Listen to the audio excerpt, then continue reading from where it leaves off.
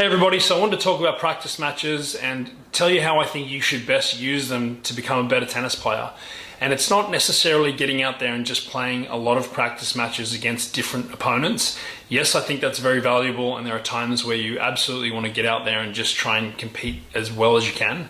But a really smart way that you can use practice matches to expand your skill set is to work specifically on something that is lagging in your game or something that you're trying to develop.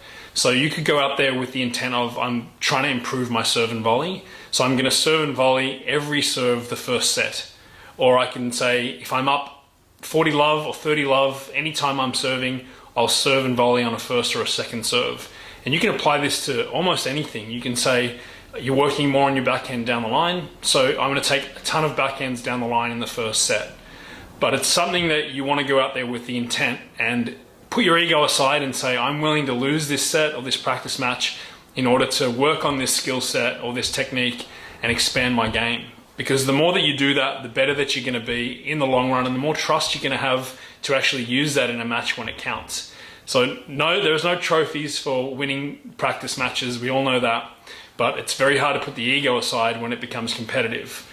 But that is the goal when it comes to practice matches, is that because it's competitive, you get some competitive reps. So when you're looking to set up practice matches, you don't necessarily have to have somebody who's as good as you or a little bit better than you. I know everybody's looking to play up all the time, but you can find somebody that's a little weaker than you, and you can use one of your secondary strategies to work on that and to develop some confidence in that.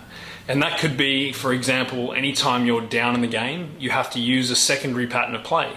Or it could be approaching off second serve. It could be using your slice backhand if you have a really strong two-hander. But anything that you want to bring up or develop, you go out there with the intent of, I'm willing to use that in this practice match in order to get better. And I think it's important to know that practice match wins don't reflect tournament wins, because the pressure dynamic is very different. So going out there using practice matches really smartly with an intent to specifically improve a part of your game can really help you. And it doesn't matter where you're at in the game of tennis. You could be a beginner, you could be intermediate or really advanced, and you can find ways to use parts of your game that you're not typically confident with in match play, bring them up to a standard where you can say, once you get to a match, I've done this enough times in a practice match, I feel confident enough to break it out now. But that's my advice when it comes to practice matches.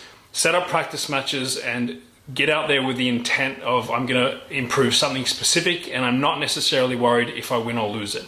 I think it'll really help you to expand your game, develop some confidence, and it really transfers well to helping you to use all that in matches.